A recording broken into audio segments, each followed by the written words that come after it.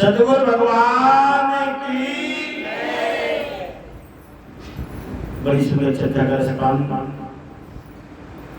ये परम सौभाग्य की जो दुर्लभ है, शास्त्रों में, वेदों में, सदग्रंथों में जिसे दुर्लभ बताया गया वो हम सबको सुलभ है। ऐसा मत है गोस्वामी जी का कि संत समागम हरि कथा और तुलसी दुर्लभ दोई। और देखिए हमें संतों का समाधि मिल रहा है, सत्संग भी प्राप्त हो रहा है। एक परम सौभाग्य की बात है। अभी संस्था के द्वारा पिछले मंगलवार को जो हमारा एक वार्षिक सेवा पर्व होता है,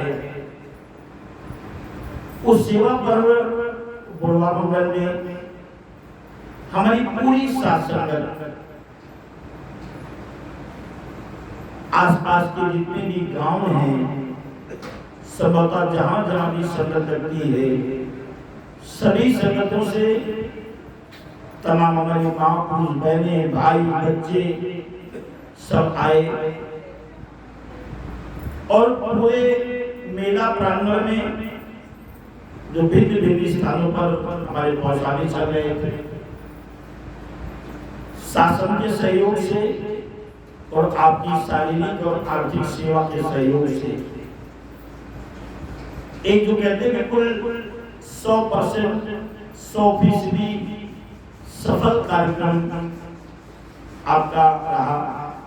सब प्रकार से उसके लिए आप सभी साधुवाद के पात्र हैं और ऐसी ही सेवा भावना आपके अंदर स्फुरित होती रहे, जागृत होती रहे और निरंतर आप इस सेवा के पथ पर चलते रहे। क्योंकि अभी पूज्य तिवारी जी के विचारों में सर्वथा एक दो सत्तापूर्व की बात है, आराधा की उन्नति का साधन सेवा है, जिससे ही आत्म शुद्धि होती। सेवा से उन्नति। अब आप वो उन्नति चाहे सांसारिक हो, भौतिक या परमार्थिक, सेवा से दोनों उन्नति होती है। और ये उसी प्रकार से है जैसे कृषक अपने खेत में बीज डालता है। बीज को डालने से पूर्व वो अपने खेत को अनुकूल स्थिति देखता है, मिट्टी की बीज डाल देता है, अंकुरण होता है, उसकी थोड़ी संभाल करता है, उर्वरक, कीटनाशक और बाढ़ सुरक्षा उसकी। परिणाम स्वरूप एक दाने के बदले उसको सैकड़ों दाने मिल जाते हैं। ऐसे ही चाहे भौतिक जगत हो या परमार्थिक जगत हो, दोनों में बिल्कुल यही प्रक्रिया होती है। आज अगर दास भी मंचस्थ है तो सद्गुरु ने किसी न किसी रूप में कहीं न कहीं इस शरीर से जो भगवान के द्वारा दी गई शक्ति है, इसके द्वारा जो अर्जित किया गया धन है, कहीं न कहीं उसे अपनी कृपा से डांट करके, समझा करके, कह करके, प्यार से, दुलार से सेवा में लगाया। और आज उसी का फल है कि भरी भरी साथ संगत है और सब इसे लाभान्वित है। देश सेवा कैसा कर्म है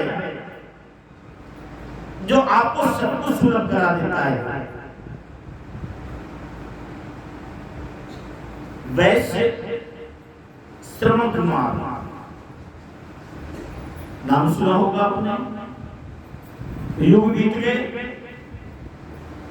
आपका बेटा थोड़ी सी भी आपकी बात मान लेता है तो एक माता के हृदय से, एक पिता के हृदय से एक बात बड़े सत्कार से निकलती है कि मेरा बेटा सर्वोत्तम है। ये वैसे थे, लेकिन सेवा के कर्म को करके इनको ब्राह्मण की संज्ञा दी गई और युग बीत गए। आज उनका नाम बड़े सत्कार से हम लेते हैं। सेवा के ऐसे कितने ही उदाहरण हैं। संत गुरुदास जी के शब्दों में आया है, कहते सद्गुरु चरण शरण चली जाए सिख, चरण शरण ताकि जग चलिया वही। सद्गुरु आज्ञा सत्य सत्य कर्माने सिख, आज्ञा ताकि संसार ही सरावही। सद्गुरु सेवा भाव प्राण पूजा करे सिख, तो सर्व निधान अग्रभाव लिव लावही। और सद्गुरु सिखिया दिखिया हृदय प्रवेश जात, और ताकि सीख सुनत परम पद पावही। संत गुरुदास जी भल्ला पंजाब प्रांत में हुए और इनकी वाणी ऐसा समझे, सिख समाज जिस ग्रंथ का अनुसरण करता है उसे कहते गुरु ग्रंथ साहिब। गुरु ग्रंथ साहिब का जो रहस्य है, जो ज्ञान का भंडार है, लेकिन गुरुदास जी की वाणी रूपी चाबी के बगैर गुरु ग्रंथ साहब के तात्पर्य को समझना बड़ा मुश्किल है। तो आप अपनी वाणी में कहते हैं सद्गुरु चरण शरण चल जाए सिख, तो आप तो गर्वित होंगे कि चलो हम तो बाबा जी के शरण शरण में आए हैं, लेकिन शरण शरण का तात्पर्य समझ ले पहले। शरण शरण जाने का अर्थ है, मतलब है, तात्पर्य है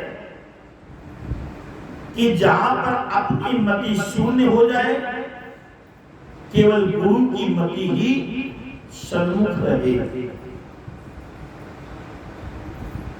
हमारी स्थिति क्या है? हमदास स्वयं की बात करता है, आपकी बात नहीं कर रहा है, आपको मां। हमारी मति जब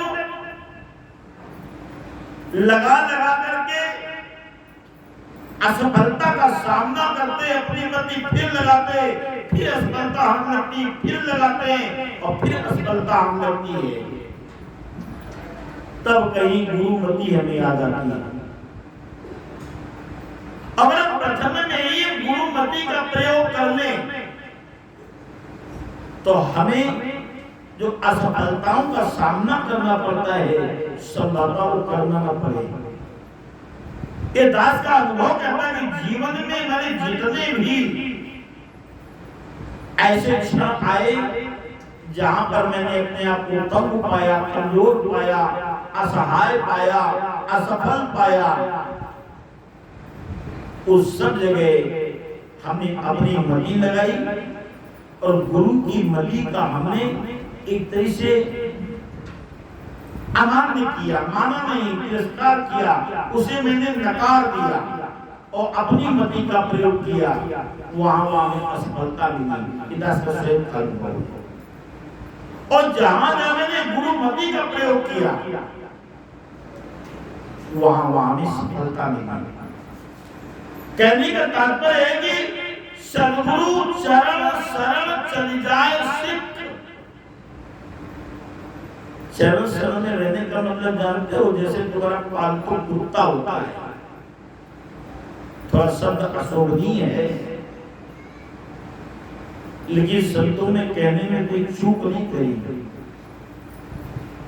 संत कबीर ने कहा कि शिष्य कैसा होना चाहिए। सिख का मतलब शिष्य, वो गुरबाणी का शब्द है, पंजाबी का शब्द है, हिंदी का है। शिष्य कैसा होना चाहिए? चेला, शिष्य, गुरसिख, गुरमुख, एक ही शब्द के पर्यायवाची अलग अलग भाषाओं में कैसा होना चाहिए। कबीर अपने शब्दों में कहते कि सेवक गुरु गुरु का। वो कुत्ता के जो कुकुर के तो लड़ाई हो जाएगी, है ना, आपस में बड़ा झगड़ा होता है। अब कुत्ता शब्द का प्रयोग कर दे तो बड़ा वो होता है। सेवक कुकुर गुरु का अमतियावा का नाम, और डोरी लागी प्रेम की अजित खींचे इत जाओ। दूर दूर करे तो बाहिरे, और तू करे तो आए, और जो गुरु राखे त्यों रहे, और जो देवे सो खाए। इसकी तमाम व्याख्या नहीं करनी, आप ये समझ गए होंगे। स्पष्ट शब्दों में जैसे कुत्ता होता है, मालिक के इशारे पर चलता है। मालिक बांध करके रखता है तो बंधा रहता है, मालिक छोड़ देता है तो खुला रहता है, मालिक पुचकारता है तो उसके पास चलाता है, मालिक डांट देता है तो दूर बैठा रहता है। ये शिष्य का कर्तव्य है। और जो इस स्थिति और अवस्था को प्राप्त है, उसकी मार्ग की जितनी भी बाधाएं हैं इस स्वतः ही समाप्त हो जाती है। और अगर वो कई बाधाओं का सामना कर रहा है तो इसमें इतना संबल है, गुरु की कृपा का इतना संबल है, उसके अंदर इतना आत्मबल है कि प्रतिकूल से प्रतिकूल परिस्थितियों में भी वो अनुकूलता का अनुभव करता है।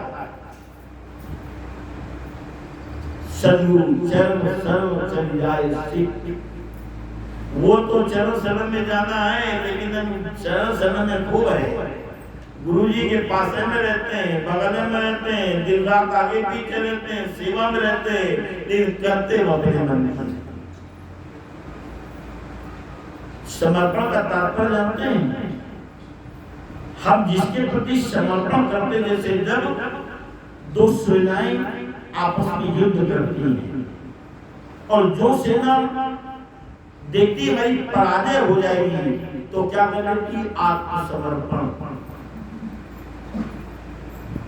अपने हथियार को रख देती है, दोनों हाथ ऊपर उठा लेती है, और फिर विजयी सेना उसे जिस ओर ले जाती है, जैसे ले जाती है, जो कहती है, उस समर्पण करने वाला व्यक्ति वही करता है। अध्यात्म के मार्ग में समर्पण का तात्पर्य है कि जिसके प्रति मैंने समर्पण किया है उसी की श्रीमत को सुनना और उसी का अनुसरण करना होता है। सबसे बड़ी भूल हमारी यही पर होती है कि गुरु की शरणागत होने के बाद भी शरणागत नहीं है। सतगुरुदास जी कहते हैं सदगुरु चरण शरण चल जाए सिख। तो इसका परिणाम क्या आता है? चरण शरण ताकि जग चली आवेगी। उसका परिणाम ये आता है कि उसकी शरण में संसार चला आता है। सदगुरु आज्ञा सत्य सत्य कर्माने सिख। गुरु की आज्ञा को सत्य सत्य करके मानना। अरे भाई कोई फार्मूला है किसी को बनाने का, खाद्य वस्तु हो, कोई हथियार हो, किसी मकान को बनाने का फार्मूला हो, कुछ भी, और अगर आप उसमें मिलावट कर देंगे, थोड़ी सी भी मिलावट कर देंगे तो परिणाम जो आना चाहिए वो नहीं आएगा। जो आना चाहिए वो परिणाम नहीं आएगा। जैसे जैसे उसमें मिलावट बढ़ती जाएगी वैसे वैसे परिणाम उसका अलग होता जाएगा। ऐसे ही गुरुमत होती है। सद्गुरु आज्ञम सत्य सत्य कर्माणि सिद्ध, तो उसकी अंतिम आज्ञा भी कौन मानता है? आज्ञा की संसार ही सरावही, उसकी आज्ञा भी सारा संसार मानने लगता है। ये परिणाम आता है। एक प्रसंग है, आपने भगवान श्री कृष्ण के शिक्षा के गुरु, संदीपनी और दीक्षा के गुरु कौन? दीक्षा की दुर्वासा, इसी दुर्वासा ने दीक्षा प्राप्त करी, शिक्षा संदीपनी के आश्रम में प्राप्त करी। जिस समय संदीपनी शिक्षा के लिए अपने सदगुरु के आश्रम में थे, तो उनके गुरुदेव ने एक बार परीक्षा ली अपने शिष्यों की। कैसे परीक्षा ले रहे हैं कि हमारी आज्ञा कौन कितनी मानता है, इस बात की परीक्षा ले रहे हैं कि आज्ञाकारी शिष्य कौन। तो एक अभिनय किया क्रोध का, और क्रोध में आते हो आदमी थोड़ा सा अलग हो जाता है, उसकी भाव भंगिमा बदल जाती है। क्रोध का अभिनय किया, चिल्ला करके शिष्य इधर आओ, हाँ बोलो क्या ज्ञान है। पास में अपने बेटे को बैठा लिया था, कुएं के पास बैठे और कहा इसको उठाओ, कुएं में फेंक दो। भैया कौन ऐसा करेगा? गुरु जी का तरीका है, किसी बात में गुरु जी गुस्सा गए और कहते कुएं में फेंक दो। अरे गुरु जी हो गया, लड़का है, बच्चा है, गलती हो गई, छोड़िए, आप क्षमा करिए, आप तो महान है। दुनिया भर का उपदेश देने लगे। दूसरे को बुलाया, इधर आओ, आप गुरु इसको उठाओ, कुएं में फेंक दो। अब एक आया, दो आया, चार आए, जो भी शिष्य थे वो आए, सबने एक ही बात कह रहे, गुरु जी क्षमा करिए, वो तो गलती हो जाती है, कभी हमसे हो जाती है।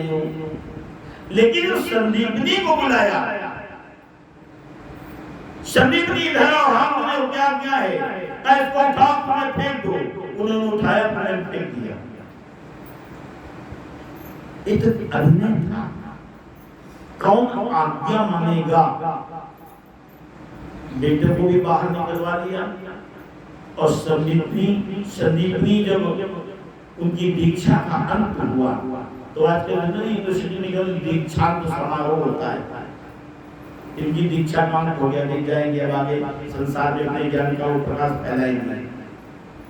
तो आशीष दिया कि जाओ संदीपनी, तुमने मेरी आज्ञा का सत्य सत्य पालन किया है, और साकार में अवतरण होने वाला है, जो 16 बलाओं से अवतरित होकर के समाज में शांति की स्थापना करेगा, लोगों को ज्ञान का संदेश देगा, सत्य का मार्ग दिखाएगा, ऐसे का अवतरण होने वाला है।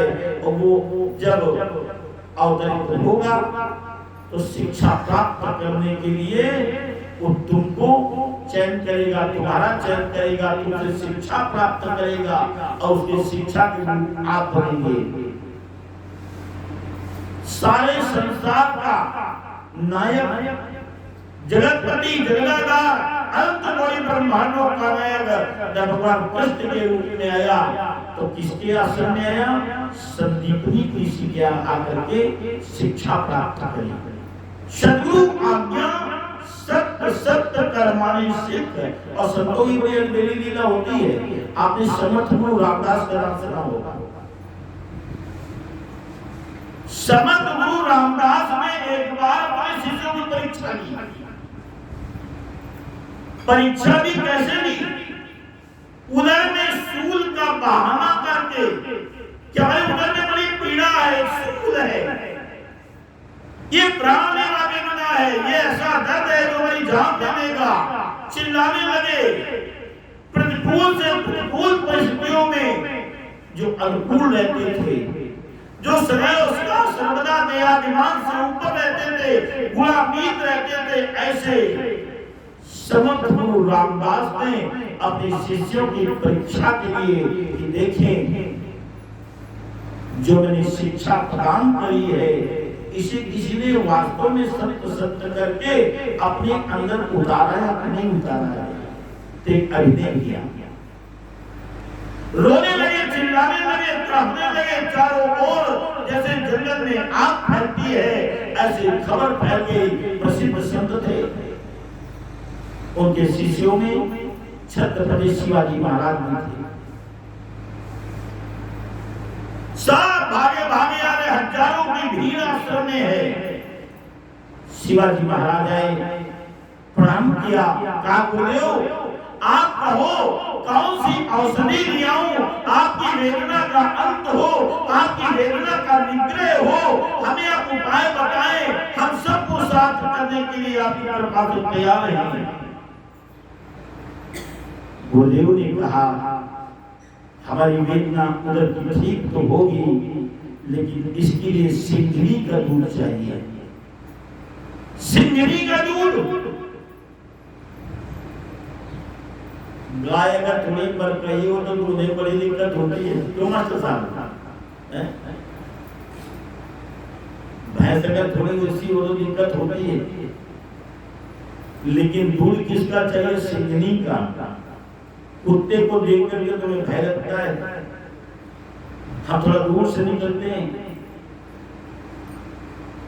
आज यहाँ सिंघनी के दूध की बात है, सारी पूरी सभा में सन्नाटा छा गया। बोले बोले हो कि अगर कोई ला सकता है तो मेरी उदर की वेदना शांत होगी। शिवाजी महाराज बोले गुरुदेव आपकी आज्ञा से मैं सिंघनी का दूध देने जा रहा हूं, आप कृपा करें।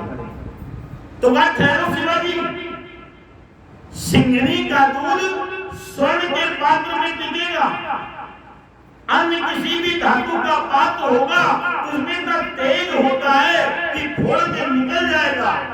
सिंघनी का दूध जो स्वर्ण के पात्र में टिकेगा।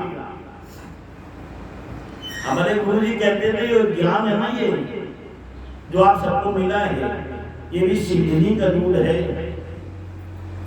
ये भी सोने के पात्र में टिकेगा। जिसका हृदय कैसा होगा? स्वर्ण के जैसे गुण वाला, उस घट में तो ये बात करेगा।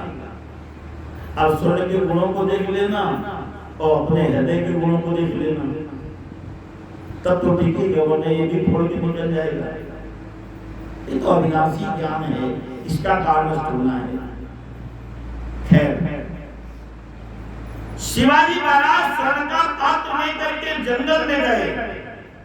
संभावना थी जहां पर सिंह की मांग है, जहां पर है उनके मिलने की संभावना है, वहां पर गए। और जब गए तो देखा एक सिंघनी अपने शावकों को दूध पिला रही है। कोई गाय भैंस तो है नहीं क्यों बोला हुआ? तो जो योग योगी गुरुदेव ने बताई थी उसी योग योगी का इस्तेमाल किया। जो एक अवस्था होती है शरीर से उपरांत की अवस्था, जिसको काकुसंबी जी कहते हैं कि तीन अवस्था तीन गुण और तेई कपासिते काली और तूल तुई सवारी पुनी और बाती धरे सुगारी। जागृत स्वप्न सुसुप्ति ये तीन अवस्थाएं, सात्विक राजस तामस से तीन गुण, इनसे भी ऊपर तुरी अवस्था पर अपने आप को स्थित किया, जो देहाभिमान से ऊपर की अवस्था होती है, आत्म स्थिति होती है और आत्मा सब में एक है।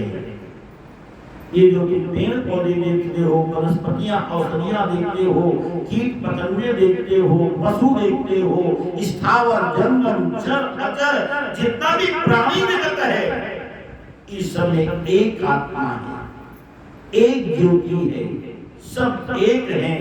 ऐसी स्थिति में आकर के और अपनी तरंगों को जब उस सिंधी के पास भेजा, ये बड़े ऊपर की बात है। जो लोग साधना करते हैं नित्य, जैसा कि मैं शर्मा जी बता रही थी, अपने ध्यान की अनुभूति से नित्य लोग जो साधक ध्यान में बैठते हैं, वो लोग इन अवस्थाओं के बारे में परिचित हैं। अभी ध्यान मार्ग का कार्यक्रम भी आ रहा है। जो वास्तव में करते हैं वो इन अवस्थाओं को समझते हैं।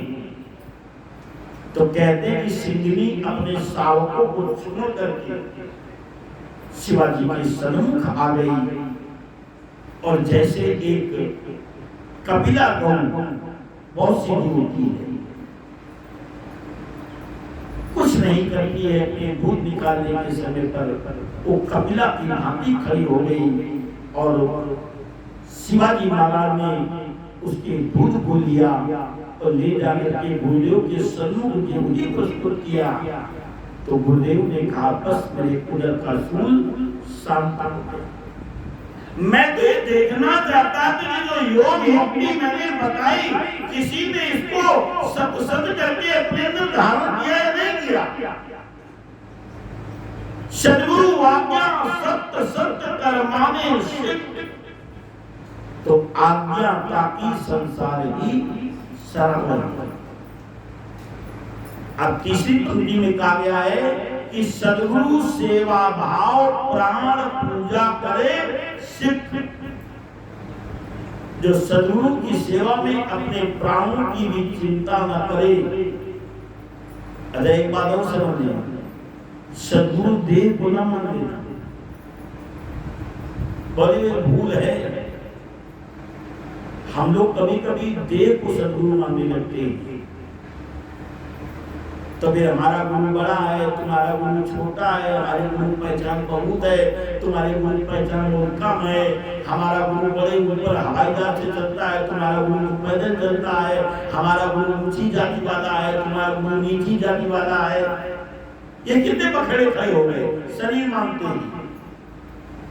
गुरुवारी कहती सत्य पुरुष जिन जानिया और सद्गुरु किसका नाम और ताके सब सिख कूद है नानक हरि गुण गाओ। जो सत्पुरुष को जानता है, इसी में रमण करता है, इसी में स्थित रहता है, वो सद्गुरु है। चिताया है यहाँ पर गोस्वामी तुलसीदास ने कि गुरु को मानुष जानते और चरणामृत कर पान, और वे नर नर कह जाएंगे और जन्म जन्म हुई स्वान। आप लोग चरण में माते, आपका विश्वास है, आपको लाभ भी होता है इससे। लेकिन अगर देह मान करके आप बनवाते हैं, गुरु को मानुष जानते और चरणामृत कर पान, मनुष्य जान करके चरणामृत का पान करते हैं, तो रास्ता साफ बताया है। वे नर नरक जाएंगे और जन्म जन्म हुई स्वान स्वान के कुत्ते को। तो सावधानियां भी बहुत हैं, हमें बरतनी भी है। सद्गुरु सेवा भाव प्राण पूजा करे सिद्ध। अगर प्राणों की बलि भी हो रही है तो ये हमारा सौभाग्य है। समय पूरा है कार्यक्रम की।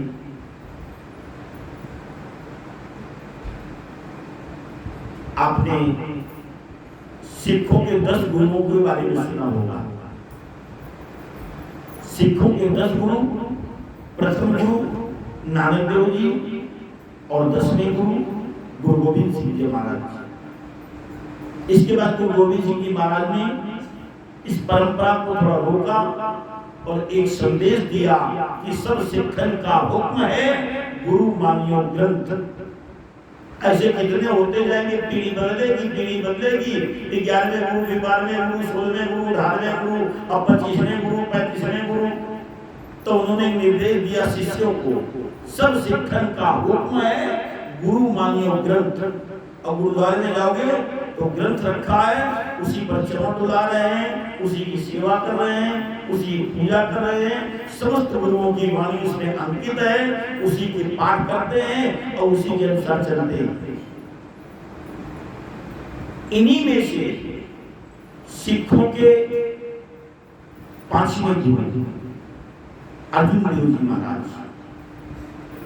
एक बार देखा कि बड़ी भीड़ है, दरबार में भीड़ है, भीड़ किसकी? सेवादारों की।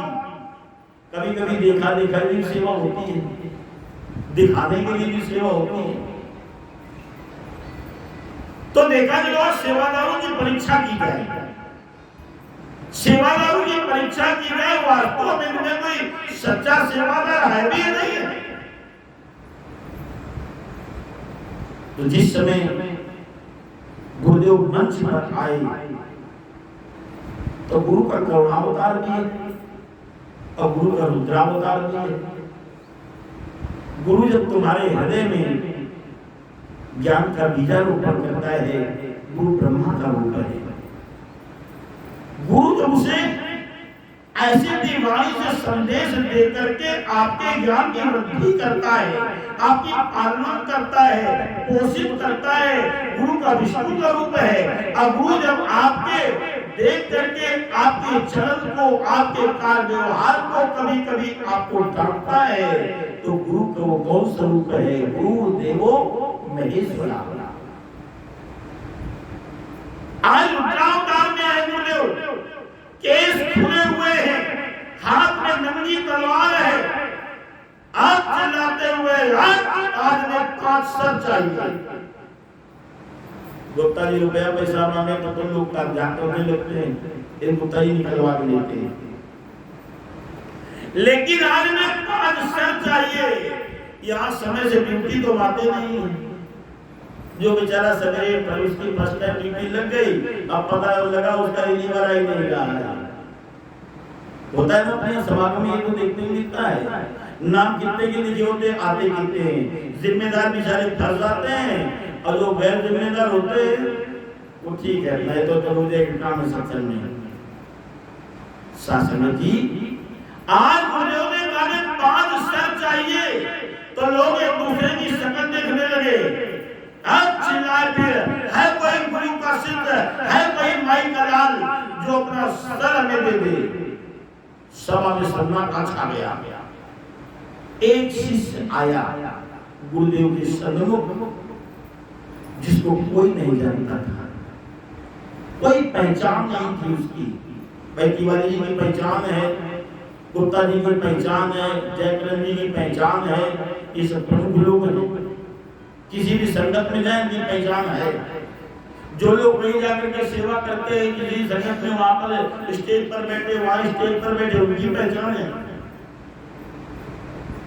ये कोई पहचान नहीं थी। जब शिष्य आया, कहा गुरुदेव ये तो पहले ही आपका है, ये धर्मबंधन तो आपका है ही, वो तो बताओ अमानत हमें आपने दे दिया है, अब आप मानते तो आपकी चीज आपको समर्पित है। उसने मंच पर सर रख दिया। गुरुदेव क्रोध से उसके केस पकड़े और घसीटते हुए अंदर ले गए, उसको चुपचाप बैठा दिया। वहां 5 बकरे बांध रखे थे, एक बकरे की गर्दन पर तलवार मारी। ये सच्ची घटना है, एक काल्पनिक कथा नहीं है। बकरे की गर्दन पर तलवार मारी, कुछ छींटे चेहरे पर आई, कुछ छींटे वस्त्रों में आई, खून से टपकती तलवार लेकर के फिर मंदिर पर आए, ये फिर चिल्लाए कि 4 और चाहिए। जानते हो आते तो भाग गए, आने भाग गए, चंडी छट गई। जिनको लगता था कि नहीं सब हमारे साथ नहीं करेंगे, उनमें से फिर एक आया, कहा गुरुदेव ये आपकी अमानत है, आपको समर्पित है। उसके भी केस पकड़े, उसे भी घसीटते हुए ले गए, उसे अंदर बैठाया, दूसरे बकरे को सर को काटा और फिर खून से भरी तलवार लेकर के रक्त रंजित वस्त्रों से फिर मंच पर आए, फिर चिल्लाए भी 30 जनेऊ चाहिए, आओ जो तो भी भागी। अब 10% बचे। ऐसे ऐसे करके जिस समय अंतिम देने वाला सर आया, उस समय से वही बचा था, कोई था ही नहीं सभा में। जानते हो 5 बकरों के सर काटे और उनको क्या नाम दिया गया? ये गुरु के 5 प्यारे आए, 5 प्यारे। आज भी जब कोई जुलूस निकलता है सिखों का, तो जुलूस में सबसे आगे वो 5 प्यारे चलते हैं। लोग उनकी जय जय करते हैं, उन पर पुष्प फेंकते हैं, इत्र बरसाते हैं और जय जयकार करते हैं। और आज भी गुरुद्वारे में 5 प्यारे होते हैं जो प्राणों की आहुति दे देते हैं। यहाँ पे प्राण थोड़ी दिए जा रहे हैं, यहाँ तो भाई आगे संगत तुम देख लेना, ये सेवा तुम देख लेना, वो सेवा तुम देख लेना। ये कोई गुरु जी के घर में तुम बर्तन मारने तो काम नहीं कर रहे हो। इतने लोग आकर के यहाँ बैठे हैं, इन्हीं के लोगों के बैठने की व्यवस्था बिछाने की है, इसे उठाने की है, यही सफाई की है, यही खाने की है, और इसी व्यवस्था से मुंह चुराए तो सोचो कैसे सेवक है। क्या है सेवक? सद्गुरु सेवा भाव प्राण पूजा कर सिद्ध तो सरक विधान अग्र भाव दिए गुरुदेव सारे संसार के खजाने खोल देते हैं। और सद्गुरु सिखिया दिखिया हृदय प्रवेश जास। गुरु की शिक्षा और दीक्षा जिसके हृदय में प्रवेश कर जाती है, कान में प्रवेश करना अलग बात है और हृदय में प्रवेश करना अलग बात है। एक पल कवि भाई बड़े संतराम जी गाते हैं कि कन फुकवाते काम नहीं चली है और कपड़ा लगाए राम नहीं मिली है। तन मन धन का ही छोड़ा गुरुआ और गिरनुआ ले लिया बाबा जी से। ये कन फुकवा वाली बात नहीं यहाँ पर। यहाँ तो प्रत्यक्ष आपको खुली नजरों से दोनों तलियों के मध्य इस विराट ब्रह्म का दीदार कराया जाता है। लेकिन कब? जब आप पहले 5 वचन देते हैं तो गुरु आपको बदले में ज्ञान देता है, ज्ञान देता है।